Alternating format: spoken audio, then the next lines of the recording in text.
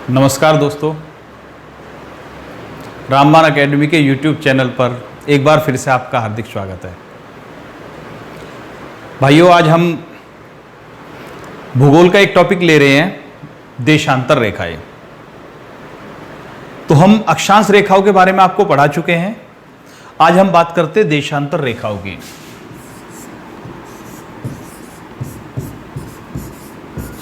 देशांतर रेखाएं, इनको बोलते हैं लॉन्गिट्यूड। Longitude lines. ठीक है भाई, अभी तक हमने अक्षांश यानी लैटिट्यूड बताया, आज लॉन्गिट्यूड के बारे में हम पढ़ेंगे। तो अगर आपने अभी किसी ने भाई हमारे अक्षांश रेखा वाले वीडियो नहीं देखी है तो पहले उसको देखिए, उसको अच्छी प्रकार समझने के बाद इस पर आपको आना भाई। ठीक है, तो शुरू करते हैं देशांतर रेखाओं के बारे में। देखिए भाई, हमने जब अक्षांश रेखाएं बताई तो हमने कहा कि ये उत्तर है, ये दक्षिण है, और अक्षांश रेखाएं पूर्व से पश्चिम की ओर को खींची जाती थी। देशांतर रेखाएं क्या होती हैं? उत्तर से दक्षिण की तरफ को खींची जाती हैं। उत्तरी ध्रुव को दक्षिणी ध्रुव से मिलाने वाली काल्पनिक रेखाओं को देशांतर रेखाएं कहते हैं। यानी ये भी कौन सी है भैया? काल्पनिक है। वो भी काल्पनिक थी, ये भी काल्पनिक है। ठीक है, ओरिजिनल नहीं होती। ये उत्तरी ध्रुव को दक्षिणी ध्रुव के साथ मिलाती हैं। ये यहां से यहां पहुंचेगी, ये यहां से यहां पहुंचेगी। ये सभी देशांतर रेखाएं हैं भाई। अभी आपको दोनों में अंतर को समझना है। अक्षांश रेखाएं पूर्व से पश्चिम की ओर खींची जाती हैं, देशांतर रेखाएं उत्तर से दक्षिण की ओर को खींची जाती हैं। ये क्लियर हो गया? इसके बाद भाई दूसरा अंतर यह था कि अक्षांश रेखाएं पूर्ण वृत्त बनाती थी, फुल सर्किल बनाती थी, ये हाफ सर्किल बनाती हैं। देशांतर रेखाएं अर्धवृत्त का निर्माण करती हैं। अर्धवृत्त यानी हाफ सर्किल, क्योंकि ये उत्तरी ध्रुव से चलेगी, दक्षिणी ध्रुव पर जाकर खत्म हो जाएगी। ठीक है भाई, तो इन दोनों में मेन अंतर है। अगर आपसे कोई पूछे कि बताइए सबसे बड़ा वृत्त कौन सी देशांतर रेखा बनाती है, तो आप कह सकते हैं कि देशांतर रेखाएं तो वृत्त नहीं बनाती भाई, हाफ सर्किल बनाती है, अर्धवृत्त बनाती है। क्लियर हो गया यहां पर? दूसरी चीज भाई ये कि ये हाफ सर्किल बनाती है, उत्तर से दक्षिणी ध्रुव को मिलाने वाली रेखा देशांतर है। अगर हम इसको कोई देशांतर रेखा मान लिया ये ए है, तो इसके जस्ट अपोजिट जो होगी वो कोई दूसरी देशांतर रेखा होगी भाई। जबकि अक्षांश रेखा यहां पर जो चल रही है, इसकी बैक साइड में भी वही थी, ग्लोब के बैक साइड में भी वही थी। इसमें फ्रंट पर जो रेखा आ रही है, उसके अपोजिट साइड में, बैक साइड में जो रेखा आएगी वो दूसरी रेखा होगी भाई। 180 डिग्री का अंतर आएगा दोनों रेखाओं में। ठीक है, वो कैसा आएगा वो भी आप समझ जाएंगे अभी दूसरी बात भाई, अक्षांश रेखाएं समांतर रेखाएं होती थी। हमने बताया अक्षांश रेखाएं समांतर थी, लेकिन ये समांतर नहीं होती। देशांतर रेखाएं समांतर नहीं होती, समांतर रेखाएं नहीं होती है। ठीक है भाई, यानी ये पैरेलल नहीं है। दूसरी बात, जब समांतर नहीं है तो इनका जो है बीच का गैप घटता बढ़ता रहता है। अभी अगर आप ध्यान से देखेंगे तो जो हमने ग्लोब पर बनाया तो ये ऐसे इस टाइप में बनती हैं, क्योंकि सारी की सारी देशांतर रेखाएं ध्रुवों पर जाकर मिल जाती हैं। तो इसका मतलब आप ये कह सकते हो कि ये देशांतर रेखाएं ग्लोब को खरबूजे की फांक के रूप में बांट देती है। जैसे खरबूजा होता है, खरबूजे में फांक बनी होती है, इसी तरह से देशांतर रेखाएं बनी होती हैं भाई। ठीक है, दूसरी बात भाई, इनके बीच में यहां पर गैप बिल्कुल खत्म हो जाता है, क्योंकि यहां पर जाकर सारी रेखाएं मिल जाती हैं। तो इनके बीच सबसे ज्यादा गैप कहां होगा? पृथ्वी के बीचों बीच। और पृथ्वी के बीचों बीच कौन सी रेखा होती है? भूमध्य रेखा। ये तो अक्षांश रेखा थी, तो भूमध्य रेखा जहां होगी वहां पर दो देशांतर रेखाओं के बीच सबसे ज्यादा अंतर होगा। ध्रुवों पर दो देशांतर रेखाओं के बीच सबसे कम अंतर होगा। यह भी क्लियर है? तो अगला सवाल बनता है कि देशांतर रेखाओं के बीच सबसे ज्यादा दूरी किस स्थान पर होती है? तो आंसर है भूमध्य रेखा पर। सबसे कम दूरी कहां होती है? ध्रुवों पर। ध्रुवों पर कम और भूमध्य रेखा पर सबसे ज्यादा। क्लियर हो गया ये भी? एक और सवाल बन सकता है कि भूमध्य रेखा पर इनके बीच की दूरी लगभग कितनी होती है? भूमध्य रेखा पर दूरी कितनी होती है? क्योंकि यहां से ऊपर जाएंगे घटती चली जाएगी, यहां से नीचे आएंगे घटती चली जाएगी, तो जो सबसे ज्यादा दूरी है वो 111 किलोमीटर 0.2 किलोमीटर मान सकते हैं।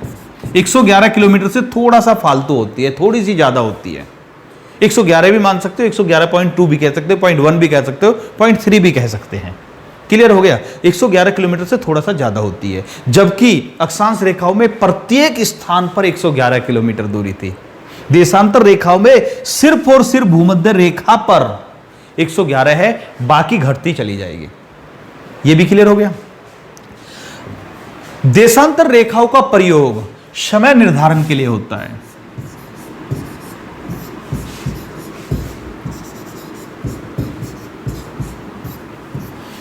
किसके लिए होता है? समय निर्धारण के लिए, समय की कैलकुलेशन करने के लिए। अब समय की कैलकुलेशन कैसे होती है?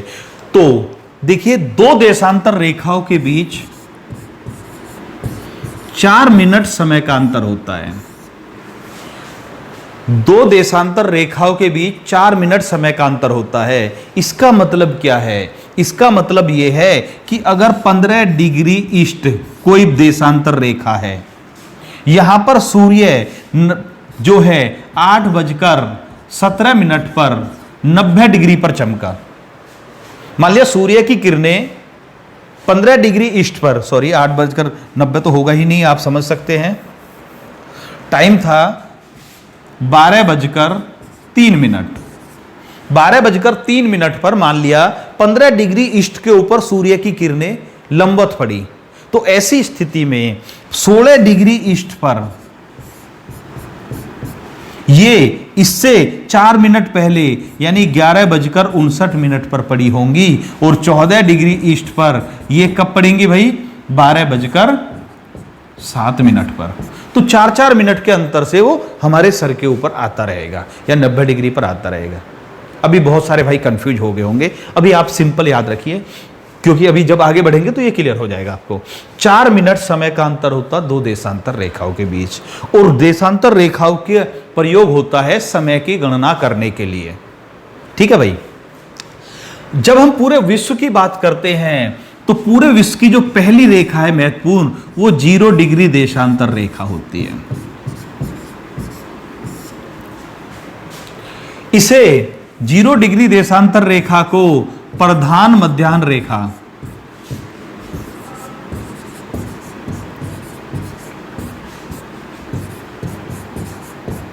यानी prime meridian line, prime meridian line कहते हैं। पूरे विश्व का समय इसी रेखा द्वारा लिया जाता है, इसी रेखा के द्वारा निर्धारित होता है। इसे जीएमटी बोलते हैं। पूरे विश्व का समय प्रधान मध्याह्न रेखा या 0 डिग्री देशांतर रेखा द्वारा निर्धारित होता है, तो इसे जीएमटी बोलते हैं। इसे इंग्लिश में बोलते हैं ग्रीनविच मीन टाइम।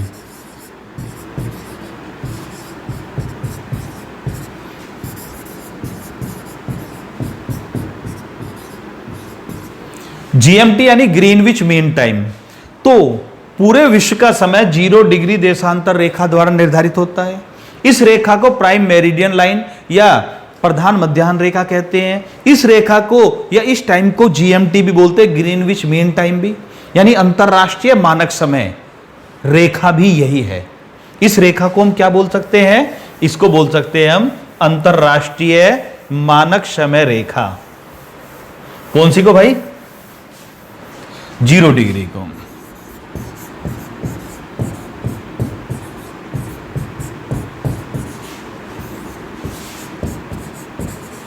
तो अंतरराष्ट्रीय मानक समय 0 डिग्री देशांतर है, प्रधान मध्याह्न रेखा है। ये जीएमटी क्यों बोलते हैं? क्योंकि ग्रीनविच के पास से होकर गुजरती है। ये ग्रीनविच एक स्थान है, उसके पास से होकर ये रेखा मानी गई है। इसी से पूरे विश्व के समय का निर्धारण होता है। और ये रेखा लंदन से होकर भी गुजरती है।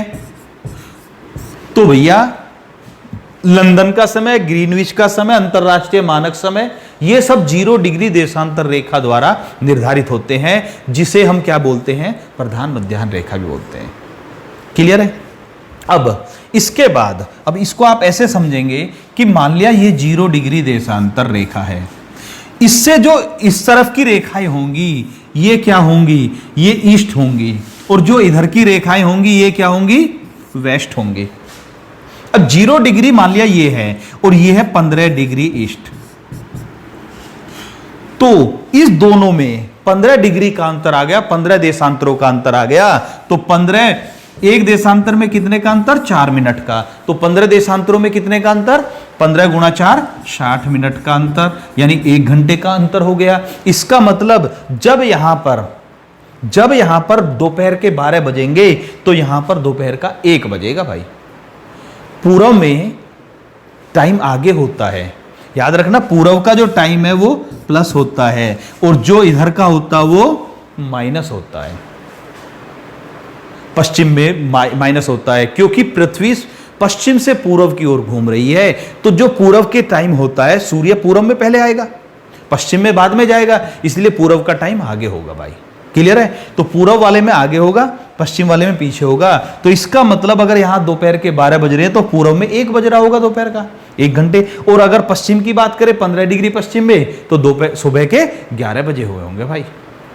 क्लियर हो गया? ये भी थोड़ा और क्लियर करते हैं। अभी हमने क्या बताया कि 2 देशांतरों के बीच 4 मिनट समय का अंतर होता है। मान लिया हमारी 0 डिग्री देशांतर रेखा है, इस पर मान लिया शाम के 5 बजे हैं, शाम के कितने बज रहे हैं, 5 बजे हुए हैं। तो अब कोई रेखा हम पश्चिम में ले लेते हैं, 30 डिग्री वेस्ट ले लेते हैं, क्योंकि वेस्ट में है तो टाइम पीछे होना चाहिए भाई, ये तो क्लियर है। तो अभी 5 बजे से कम टाइम होगा, पीछे होगा। तो कितने डिग्री, कितना मिनट पीछे होगा, 1 डिग्री पर 4 मिनट, और 30 डिग्री पर 30 गुणा 4, 120 मिनट। 120 मिनट मतलब 2 घंटे। तो इसके टाइम से 2 घंटे पीछे यहां का समय होगा, और यहां का समय कितना होगा, तो सुबह शाम के 3 बजे होंगे। यहां तक क्लियर है भाई? तो इस कैलकुलेशन के द्वारा आप कहीं का भी समय निर्धारित कर सकते हैं, अगर आपको उसका देशांतर पता है तो।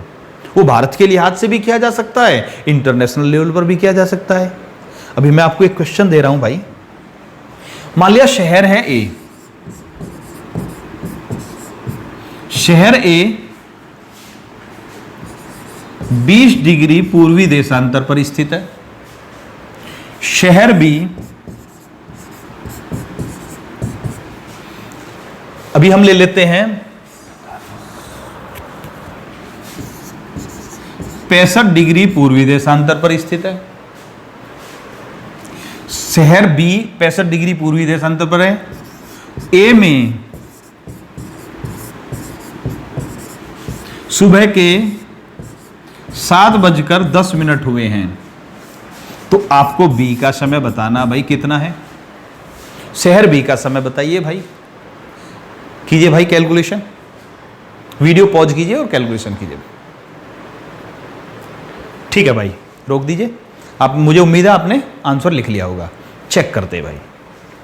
अभी देखिए दोनों के दोनों शहर ईस्ट में हैं, तो शहर बी शहर ए से ज्यादा पूर्व में है। कितने डिग्री का अंतर है, 45 डिग्री का अंतर है भैया। 45 डिग्री ईस्ट में और फालतू है वो, तो 45 डिग्री का मतलब 45 गुणा 4, जितने डिग्री का अंतर है उसमें 4 की गुणा करेंगे, 180 मिनट। 180 मिनट का मतलब भैया 3 घंटे। अभी ए का देकर बी का पूछ रहा है, तो 3 घंटे और ज्यादा होगा। बी का टाइम तो आगे होगा क्योंकि वो ज्यादा पूर्व में स्थित है। ठीक है, अगर आपको यह समझने में दिक्कत आ रही है कि भैया बी का टाइम आगे क्यों होगा, तो यहां पर समझिए। मान लिया ये 0 डिग्री है, तो 20 डिग्री यहां पर होगा, 65 डिग्री यहां पर होगा भाई। तो जितना टाइम ये है इससे भी तो और आगे हो जाएगा ना ये, तो आगे होगा तो 3 घंटे आगे। 3 घंटे आगे का मतलब 10:10, तो सुबह के 10:10 होंगे, 4:10 नहीं होंगे। अगर ये टाइम बी का होता और ए का पूछा जाता तो सुबह के 4:10 हो जाते। ठीक है, तो सही आंसर क्या भैया, सुबह के 10:10। एक और सवाल करते हैं अभी हम।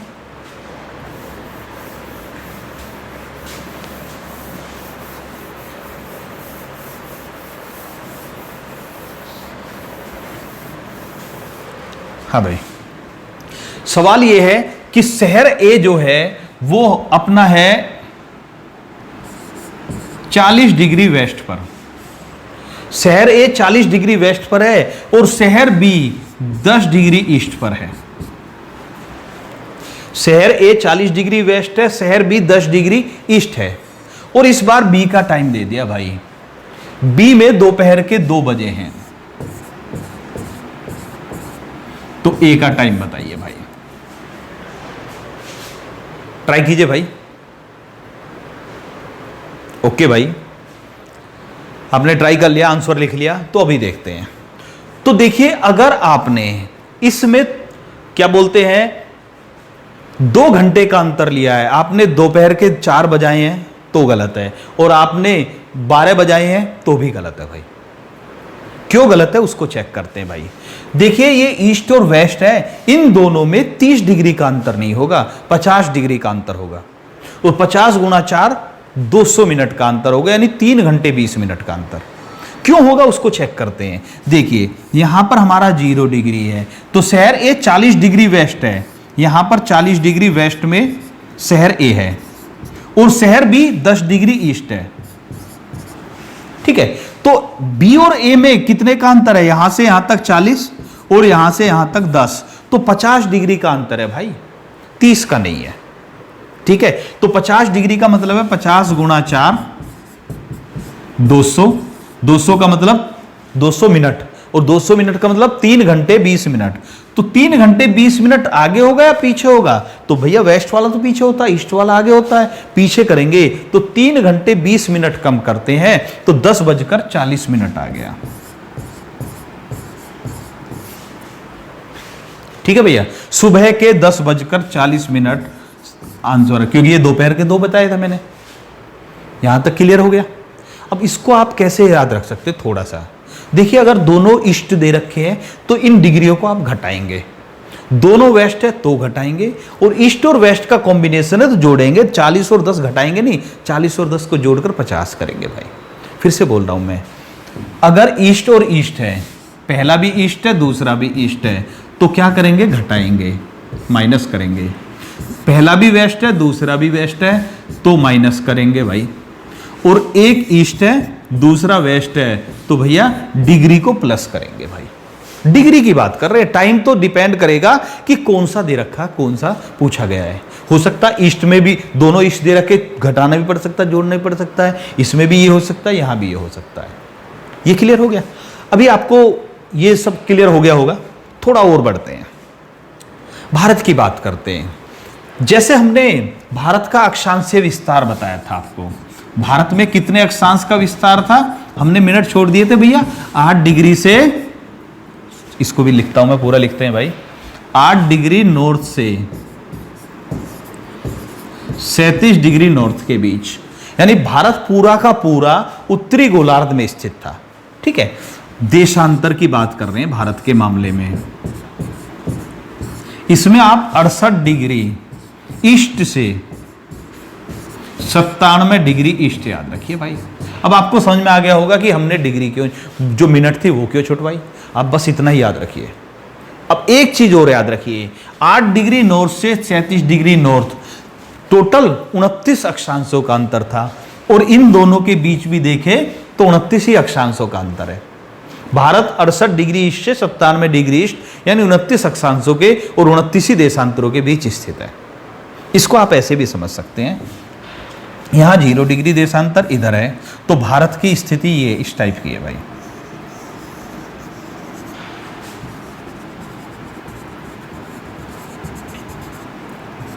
ठीक, तो भारत की अगर हम बात करें, ये वाला जो हिस्सा है ये 0 डिग्री के नजदीक है, गुजरात वाला हिस्सा, तो गुजरात वाला 0 डिग्री के नजदीक है, तो ये 68 डिग्री ईस्ट के करीब बैठेगा। और भारत की यहां की बात करें तो यहां बैठेगा 97 डिग्री ईस्ट के करीब, अरुणाचल प्रदेश वाला। तो भारत का जो गुजरात वाला हिस्सा है वो 68 डिग्री पूर्वी देशांतर पर पड़ता है लगभग, और जो अरुणाचल प्रदेश है वो 97 डिग्री के करीब है। तो इस देशांतर और इस देशांतर में 97 देशांतरों का अंतर आ गया। ठीक है, अब दूसरी बात, भारत का जो मानक समय है वो कहां से लिया जाएगा, यहां से नहीं करना ना यहां से नहीं करना, तो लगभग बीच में से एक लाइन लगाई गई जिसे हम बोलते हैं 82.5 डिग्री।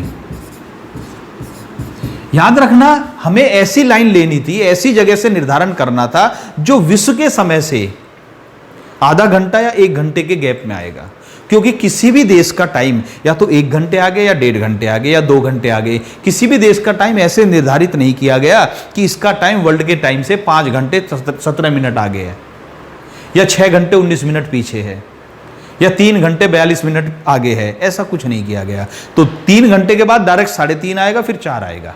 इसी तरह से हमें भी ऐसी जगह से टाइम का निर्धारण करना था जो आधे घंटे का ही गैप बन सके बस, तो हमने 82.5 को लिया, और यह भी अच्छा रहा कि लगभग भारत के बीचों बीच से गुजर जाती है, लगभग, पूरा नहीं, लगभग बीच में से आ जाती है 82.5 डिग्री।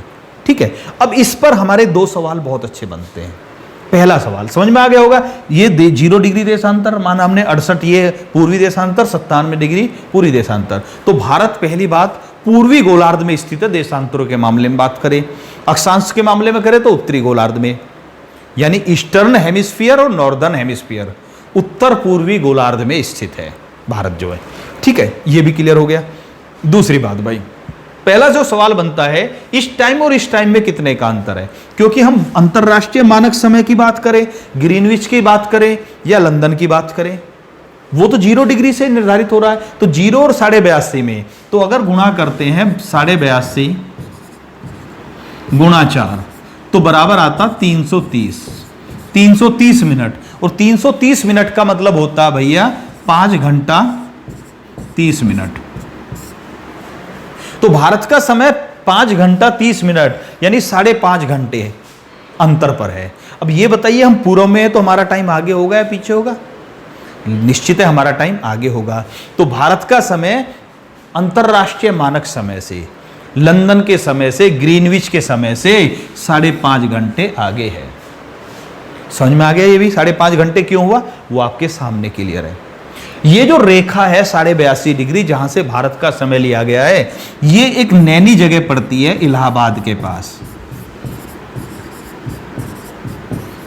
भारत में इलाहाबाद के पास नैनी नामक स्थान के पास से ये रेखा गुजरती है, वहां से टाइम का निर्धारण होता भारत के का। भारत का समय कहां से निर्धारित होता? नैनी या इलाहाबाद से। विश्व का समय कहां से निर्धारित होता है? ग्रीनविच से। ये भी क्लियर हो गया भाई। दूसरी बात, पहला सवाल बना कि भारत का समय अंतरराष्ट्रीय समय से कितना आगे? 5.5 घंटे आगे। ये क्लियर है, आपको कोई प्रॉब्लम नहीं आनी चाहिए। दूसरी चीज, अभी हमने एक चीज और बताई आपको कि भारत का, इसको हटा देते हैं, भारत के ये वाले हिस्से और ये वाले हिस्से में 68 और 97 डिग्री में 29 देशांतरों का अंतर है। कुछ हमने मिनट वगैरह को छोड़ दिया तो लगभग 29 या 30 मान लेते हैं। तो 29 को हम लगभग 30 मान लेते हैं, 30 देशांतर। तो 30 गुणा 4 करें तो 120 बैठता, 29 गुणा 4 करेंगे तो 116 मिनट बैठेगा। तो 116 कह लो या 120 मिनट कह लो, तो लगभग 2 घंटे हो गए। इसका मतलब भारत के अरुणाचल प्रदेश के पूर्वी भाग और गुजरात के पश्चिमी भाग के समय में लगभग 2 घंटे का अंतर है। लेकिन पूरे भारत का एक ही टाइम जोन है। ब्रिटिश काल में 3 टाइम जोन भी हुआ करते थे, कलकत्ता अलग टाइम जोन, बंगाल मुंबई अलग, कलकत्ता अलग, और एक चाय बागान का टाइम जोन अलग था। अभी भी टाइम चाय बागान यानी असम वगैरह में थोड़ा सा टाइम की कैलकुलेशन अलग से भी करती है थोड़ी बहुत सरकार, लेकिन भारत का एक ही टाइम जोन माना जाता है। लेकिन अगर हम बात करें सूर्य के हिसाब से, तो भारत के पूर्वी हिस्से और पश्चिमी हिस्से में लगभग 2 घंटे का अंतर है। इसका मतलब क्या है कि जब अरुणाचल प्रदेश के इस हिस्से में सूर्य की पहली किरण दिखाई देगी तो उसके 2 घंटे बाद, लगभग 2 घंटे बाद गुजरात के इस हिस्से में सूर्योदय होगा। जब सूर्य की किरणें यहां उदय होंगी तो उसके लगभग 2 घंटे बाद सूर्य की किरणें यहां पर उदय होंगी। जब सूर्य अस्त होगा यहां पर, उसके 2 घंटे बाद, लगभग 2 घंटे, यहां पर सूर्य अस्त होगा। ये क्लियर हो गया भैया। इसके बाद चलते हैं सर, भारत और विश्व के समय की भी कैलकुलेशन हो गई। अभी एक और देखिए सर, देखिए भाई, पृथ्वी पर हर समय 2 डेट चलती रहती हैं। अभी मान लिया इंडिया में मान लिया सुबह के 10 बजे हुए हैं, 17 तारीख है, मान लिया कोई भी, किसी भी 17 तारीख है, सुबह के 10 बजे हैं। अभी अमेरिका का कुछ समय टाइम जोन ऐसा है जो लगभग हमसे 11-12 घंटे का अंतर है, अमेरिका के अलग अलग टाइम जोन में। तो ऐसी स्थिति में वहां पर रात के लगभग 10 बज रहे होंगे। हमारे यहाँ पर 17 तारीख के सुबह के 10, अमेरिका में रात के 10, तो वो 17 तारीख होगी, 16 होगी या 18 होगी, ये तो अलग टाइम करेगा ना। यहाँ पर सुबह हुई है, वहाँ पर रात हो रही है, वहाँ पर अभी अगले दिन की कैलकुलेशन होनी शुरू होगी, यहाँ पर आधा दिन खत्म हो चुका है। तो इस चीज़ में अंतर आता है भाई। इस टाइम का या इस डेट की कैलकुलेशन के लिए एक रेखा होती है। देखिए अभी हमारा यहाँ 0 डिग्री देशांतर है, इससे अगर हम इधर चलते रहें तो लास्ट में 180 डिग्री देशांतर आता है, ईस्ट रेखा। और अगर इधर चलते रहें तो 180 डिग्री वेस्ट आती है।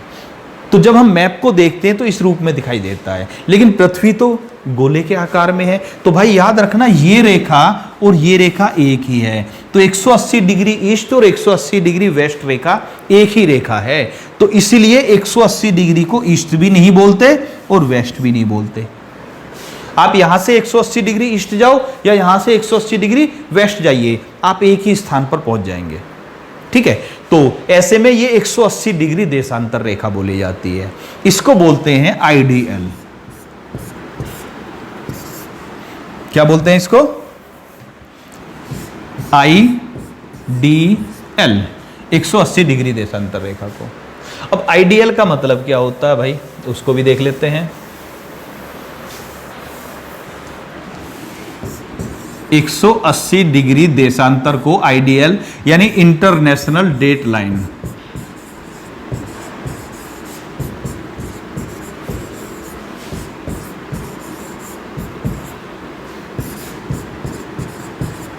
इंटरनेशनल डेट लाइन बोलते हैं भाई इसको। इसका मतलब है अंतरराष्ट्रीय तिथि रेखा। हिंदी में लिखना चाहें तो लिख सकते हैं अंतरराष्ट्रीय तिथि रेखा।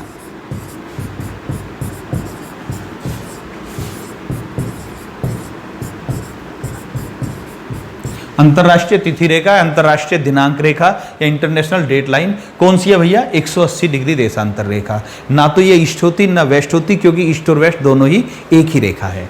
दूसरा भाई, इस रेखा को अगर हम पूर्व से पश्चिम या पश्चिम से पूर्व पार करें तो एक डेट चेंज करनी पड़ती है, एक दिन बदलना पड़ता है। मान लिया ये 180 डिग्री देशांतर रेखा है भाई, अगर इसके इधर की बात करें, यहां की बात करें, तो मान लिया यहां पर है मंगलवार, यहां पर मंगलवार है, तो भैया इसके पूर्व में सोमवार होगा भाई। कंफ्यूज मत हो जाना भाई। ये कहेंगे जी सोमवार का तो टाइम आगे होता है, यानी कि इसको जब सूर्य पार करेगा तो पहले तो यहीं आएगा ना। ठीक है, तो आप ये याद रखना, इसको बाएं से दाएं, दाएं से बाएं या पूर्व से पश्चिम, पश्चिम से पूर्व पार करें तो इसमें एक दिन या तो जोड़ दिया जाता है या घटा दिया जाता है भाई। इसके पश्चिम की साइड में अगर मंगलवार है तो पूर्व की साइड में सोमवार होगा, पक्की बात है ये भी क्लियर है भैया। अभी देखिए हमारे जो देशांतर हैं वो 0 से 180 है ईस्ट में और 0 से 180 है वेस्ट में। अब ये रेखा एक ही है दोनों, तो टोटल देशांतर रेखाओं की संख्या 360 डिग्री हो गई है। 360 डिग्री वैसे भी जानते हैं आप, पूरा एक चक्कर 360 डिग्री का बैठता है। तो देशांतर रेखाओं की कुल संख्या कितनी है भैया? 360 है। अक्षांश रेखाओं की 180 + 1 थी। ठीक है, फिर से दिखते हैं देशांतर रेखाओं की संख्या 360, अक्षांश रेखाओं की संख्या, अक्षांश की संख्या कितनी बताई थी हमने? 180 + 1 बताई थी। ये दोनों को मैं एक साथ इसलिए बताकर चल रहा हूं कि बच्चे फिर कंफ्यूज हो जाते हैं भाई, इसलिए दोनों को समझना जरूरी है। ठीक है भाई, ये भी क्लियर हो गया। दूसरी बात, एक सवाल और बनता है कि 0 डिग्री देशांतर रेखा ऐसे खींची हुई है, 0 डिग्री अक्षांश रेखा यानी भूमध्य रेखा ऐसे खींची हुई है, तो ये रेखाएं कहीं ना कहीं तो मिलती होंगी भाई आपस में, पक्का है। तो बहुत अच्छा सवाल बनता है कि 0 डिग्री देशांतर और 0 डिग्री अक्षांश रेखाएं कहां मिलती हैं? तो याद रखना भैया, ये मिलती है अटलांटिक महासागर में। कौन से में? अटलांटिक ओशियन में, ठीक है। 0 डिग्री देशांतर, 0 डिग्री भूमध्य रेखा अटलांटिक महासागर में मिलती है, एक दूसरे को क्रॉस करती हैं। दोनों ही काल्पनिक रेखाएं हैं, दिखाई नहीं देती भाई, ठीक है। यहां तक क्लियर है? देशांतर रेखाओं का ये टॉपिक क्लियर हुआ आपका। तो भाई इसमें महत्वपूर्ण चीजें जो थी हमने अक्षांश और देशांतर दोनों के लिहाज से बताई।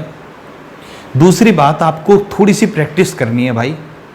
प्रैक्टिस क्या करनी है? आप अलग अलग शहरों के, या चाहे तो आप नेट की सहायता ले सकते हैं, अलग अलग शहरों के देशांतर देखिए और उनकी कैलकुलेशन भारत के लिहाज से और जीएमटी के हिसाब से, दोनों हिसाब से करना है भाई। क्योंकि कई बार सवाल एग्जामिनर अगर मूड में है तो कई तरीके से सवाल पूछ सकता है, पूछा जा सकता है शहर ए और शहर बी का, जैसे हमने प्रैक्टिस कराए, या फिर सीधा सा बोल दिया कि किसी समय लंदन में शाम के 4 बजे हुए हैं, तो स्थान ए का टाइम बताइए जिसका देशांतर ये है। तो आपको थोड़ी सी इस तरह की कैलकुलेशन करके देखनी है, प्रैक्टिस करनी है भैया, ठीक है भैया। आपको ये वीडियो कैसा लगा है इस बारे में कमेंट जरूर कीजिए भाई। वीडियो को लाइक कीजिए, शेयर कीजिए। अगली वीडियो में आपसे फिर मुलाकात होगी। धन्यवाद, जय हिंद।